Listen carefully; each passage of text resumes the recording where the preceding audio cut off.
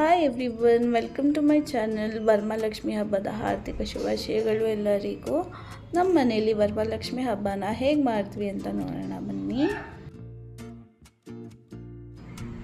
ನಾವು ಬೆಳಗ್ಗೆನೇ ದೇವಿಗೆ ಅಲಂಕಾರ ಎಲ್ಲ ಮುಗಿಸಿದ ನಂತರ ದೀಪ ಹಚ್ಚಿ ಪೂಜೆನ ಶುರು ಮಾಡಿದ್ವಿ.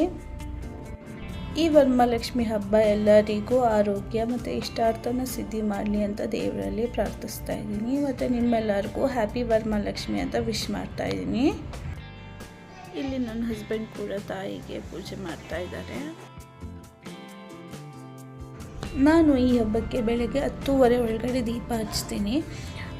ಅದಕ್ಕೆ ಹಿಂದಿನ ದಿನವೇ ಸೀರೆನ ಉಡಿಸಿ ರೆಡಿ ಮಾಡಿಟ್ಕೊಂಡ್ಬಿಟ್ಟಿರ್ತೀನಿ. ಹಬ್ಬದ ದಿನ ಅಲ್ವಾ, ಕೆಲಸ ತುಂಬಾ ಇರುತ್ತೆ.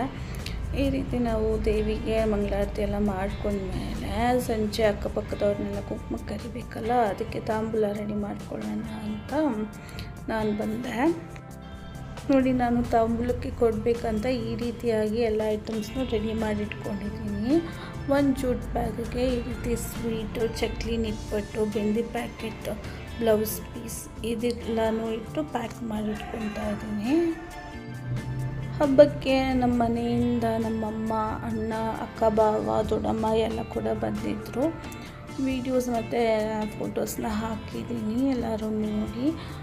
ಮತ್ತು ಇನ್ನೊಂದು ಸತಿ ಎಲ್ಲರಿಗೂ ವರಮಹಾಲಕ್ಷ್ಮಿ ಹಬ್ಬದ ಶುಭಾಶಯಗಳನ್ನ ಹೇಳ್ತಾ ಇದ್ದೀನಿ. ಇನ್ನು ಯಾರಾದರೂ ನನ್ನ ಚಾನಲ್ನ ಸಬ್ಸ್ಕ್ರೈಬ್ ಮಾಡಿಲ್ಲ ಅಂದರೆ ಪ್ಲೀಸ್ ಸಬ್ಸ್ಕ್ರೈಬ್ ಮಾಡಿ, ಸಪೋರ್ಟ್ ಮಾಡಿ ಅಂತ ಕೇಳ್ತಾ ಇದ್ದೀನಿ. ಮತ್ತೆ ಸಿಗೋಣ. ಬಾಯ್. Thank you.